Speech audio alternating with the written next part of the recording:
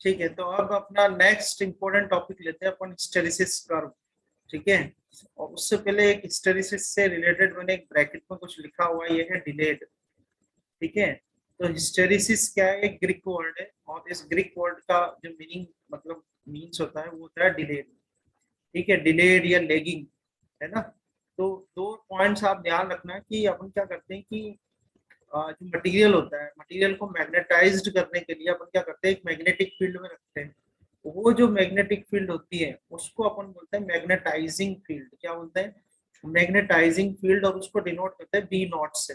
पहली बात तो ये दिमाग में तो सेट कर लेना है ना। दूसरी बात अपन एच से डिनोट करते हैं, उसको बोलते हैं intensity of magnetizing field. H क्या होता है, इंटेंसिटी ऑफ मैग्नेटाइजिंग फील्ड, यानी अपन कितना इंटेंसिटी है मैग्नेटाइजिंग फील्ड की, जिससे कि अपन उसको जो मटेरियल है उसको क्या कर रहे हैं, मैग्नेटाइज कर रहे हैं। ठीक है, तो एच होता है इंटेंसिटी ऑफ मैग्नेटाइजिंग फील्ड। अब उसको आपने मैग्नेटाइजिंग फील्ड में रख दिया। अब उस मैग्नेटाइजिंग फील्ड की वजह से जो आपका जो मटेरियल है, ठीक है, वो मटेरियल जो है वो मैग्नेटाइज्ड हो जाता है।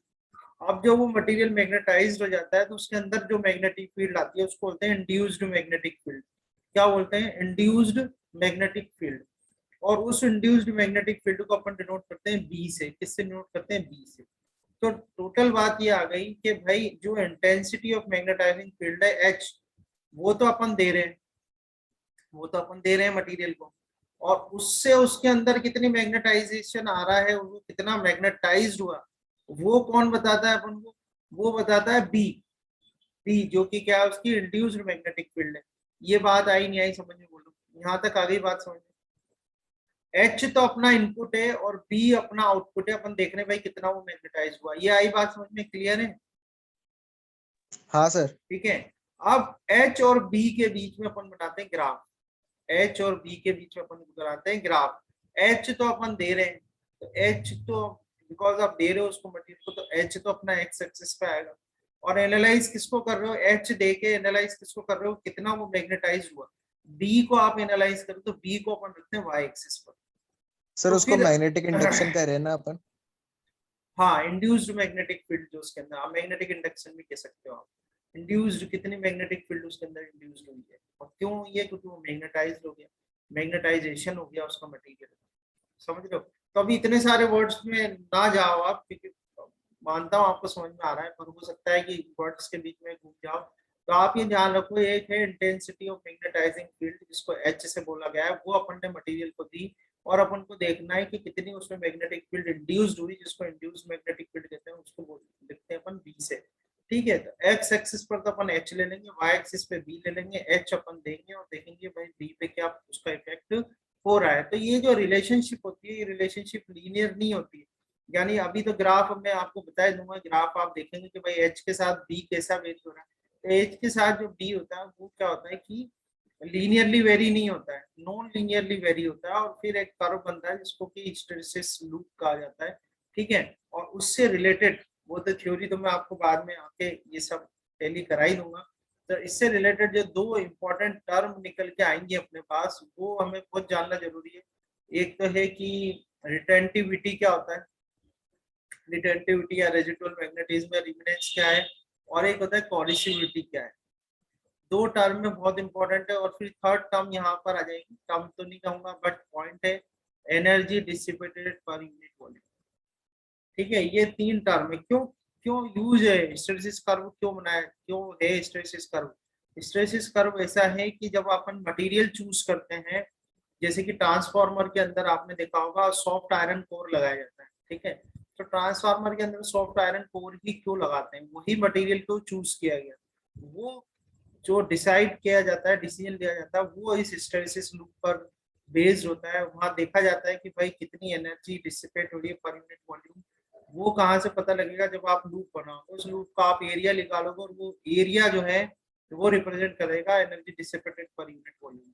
ठीक है, तो वो तो खैर सबसे लास्ट वाली बात है। मैंने आपको अब फर्स्ट ऑफ ऑल तो अपन यही देख लें कि लूप, अब ये तो क्लियर हो गया कि बी और एच के बीच का ग्राफ बनने वाला है। ठीक है, तो सबसे पहले ग्राफ देखते हैं, फिर ये पॉइंट सारे अपन एक बार देख लेंगे। तो ये जो है ये ग्राफ है, वन बाय वन अपन इसके अंदर मैं आपको बताते जाऊंगा। जैसा मैंने आपसे कहा कि एक्स एक्सिस पर तो अपन ये रखते हैं, मैग्नेटाइजिंग फील्ड को रखा अपन ने। ठीक है, ध्यान रखना जो टर्म्स में कह रहा हूँ उन्हीं टर्म्स में आप अभी तो इसको समझना, बाकी सब चीजें बाद में, बाकी जो भी इन्होंने नेम दिए हुए वो सब आगे काम आ जाएंगे, कोई दिक्कत नहीं। एच अपना इंटेंसिटी ऑफ मैग्नेटाइजिंग फील्ड है जिसको अपन ने एच से डिनोट किया हुआ है, वही अपन को लेके चलना है।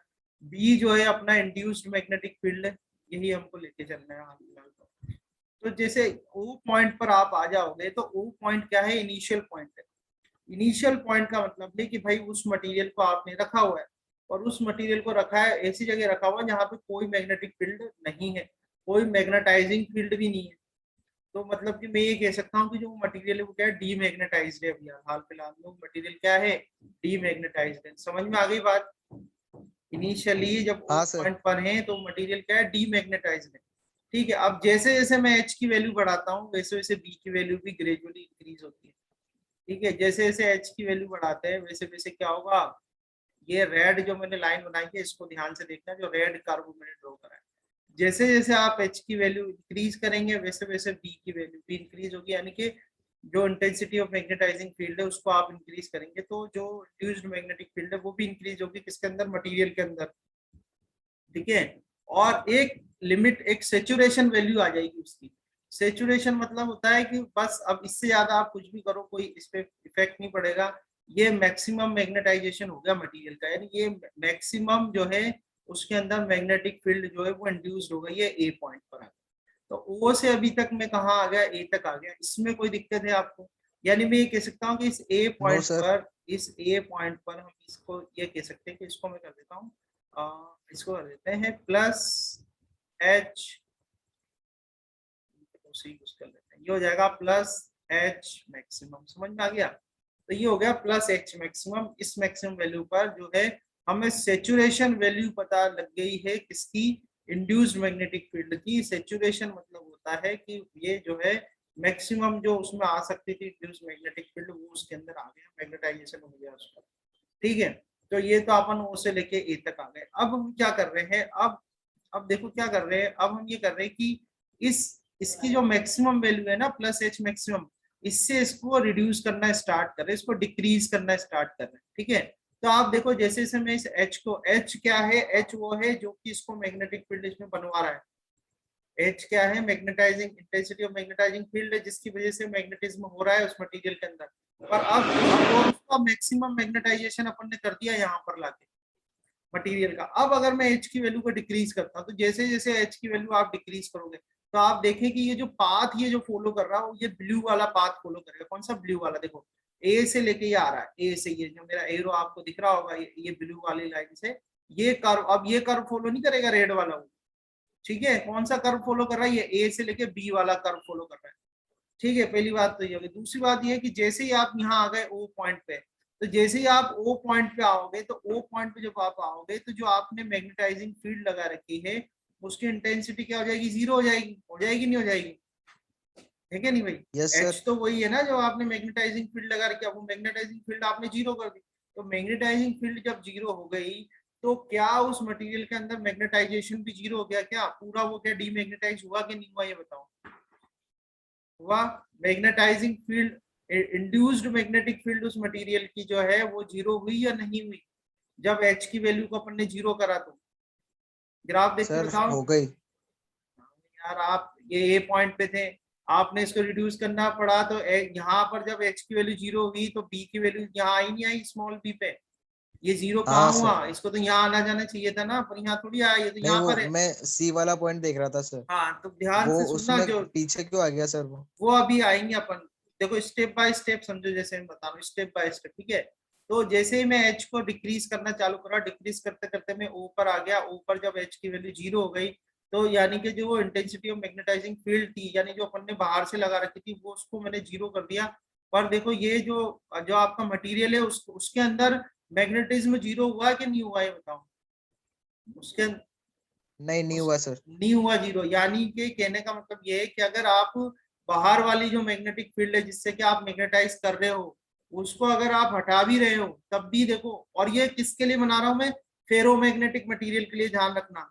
तो उसको आप अगर जीरो कर भी रहे हो तब भी देखो उसके अंदर मैग्नेटिज्म खत्म नहीं हो रही, उसके अंदर मैग्नेटिज्म रह रही है, और इसी को बोलते हैं रिटेंटिविटी, रिटेन करना। रिटेन सुना है ना वर्ड, रिटेन? हाँ सर। रिटेन करना, उस रिटेन से ये वर्ड बना है रिटेंटिविटी।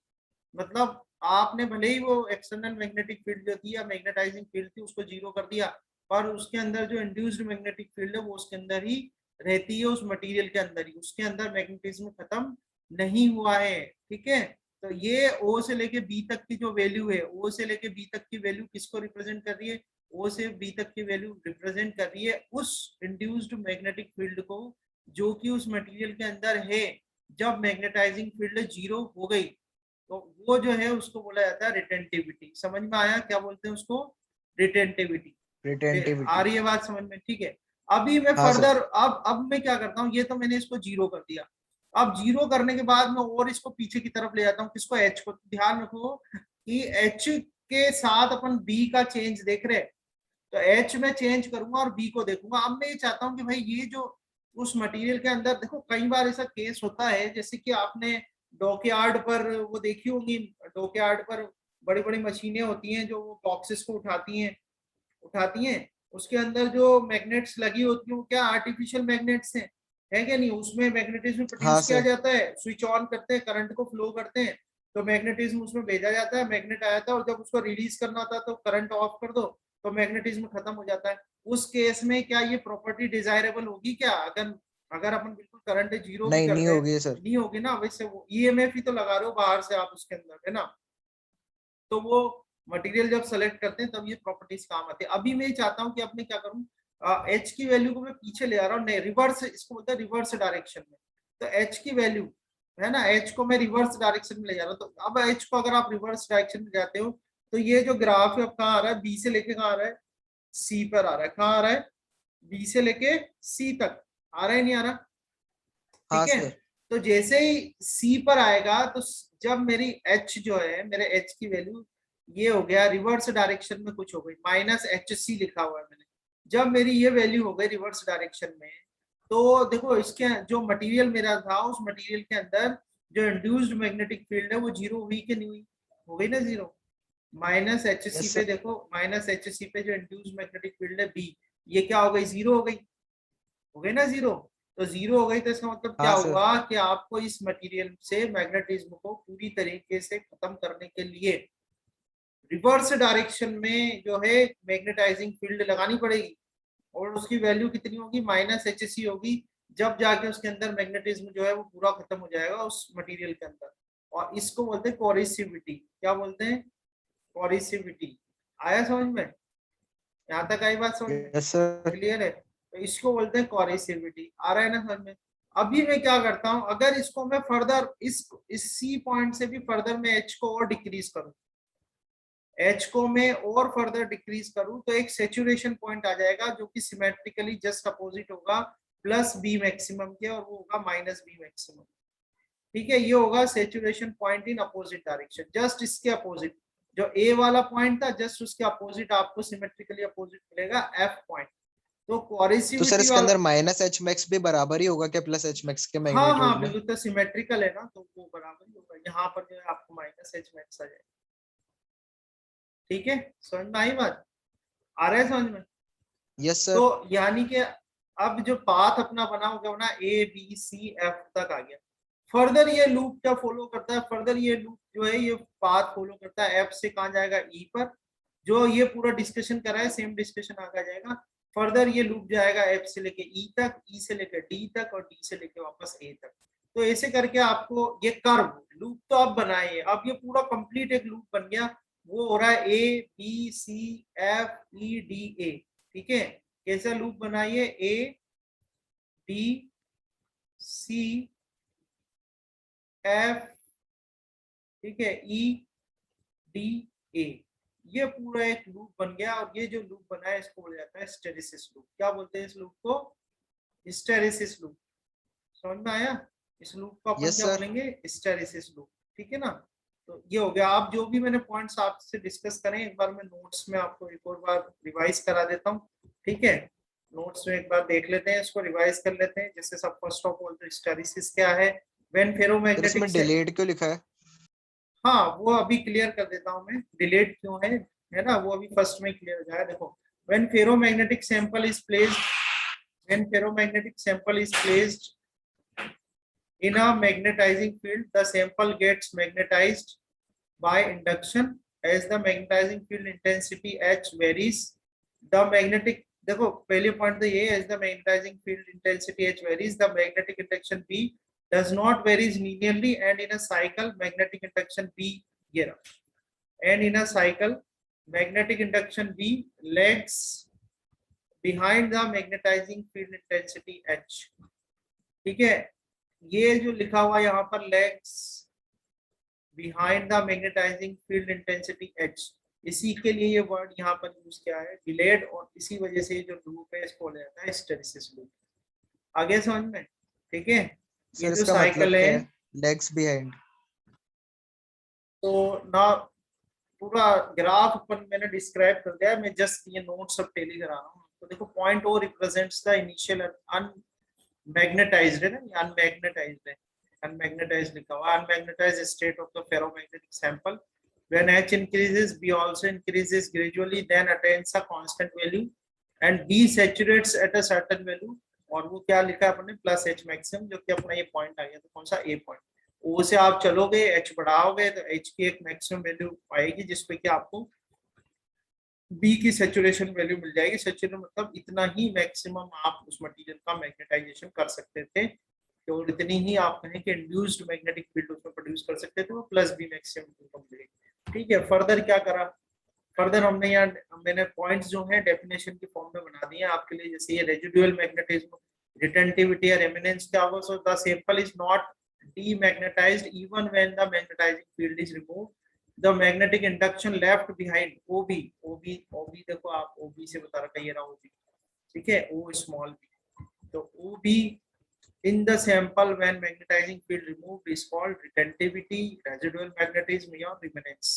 ठीक है, तो इस तरह की क्वेश्चन भी ऐसा ही बनना है आपसे, इसी तरीके से पूछने हैं वो। ठीक है, आगे कोडिसिविटी क्या है, तो कोडिसिविटी देखो, the value of reverse magnetizing field intensity H is equal to OC, ये रहा देखो H is equal to OC है ना, और OC को माइनस HC से अपन ने डिनोट किया हुआ है। सो OC required for the residual magnetism of a sample to become zero is called coercivity of the sample, यानी कि जो रिटेंटिविटी है उसको जीरो करने के लिए अपन को जो रिवर्स मैग्नेटिज्म लगाना पड़ रहा है उसको हम बोलते हैं coercivity। ठीक है, आगे क्या है, आगे तो बस ये लूप पूरा करा है। On further increasing H in reverse direction to a value minus H maximum we reach the point F symmetrically opposite to point A।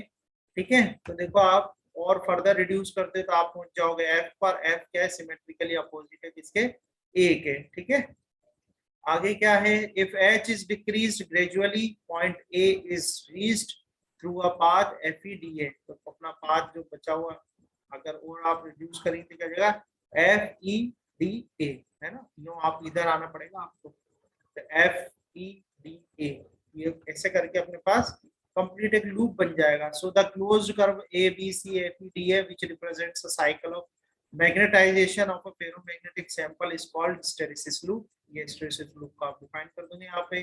The phenomena of the lagging magnetic induction behind the magnetising field is called hysteresis. ठीक है, तो मैंने point wise कर दिया, बहुत आसानी से आप जो इंपॉर्टेंट पॉइंट्स हो रीड कर सकते हो। ठीक है, जो आपने क्वेश्चन करा था वो यहाँ पर मैंने बता दिया है। The phenomena of the lagging magnetic induction behind the magnetizing field is called hysteresis। आगे ये फर्दर इंपॉर्टेंट पॉइंट है, जब भी अपन कोई मटेरियल चूज करते हैं मैग्नेटिक मटेरियल, तो तीन बातें ध्यान रखते हैं।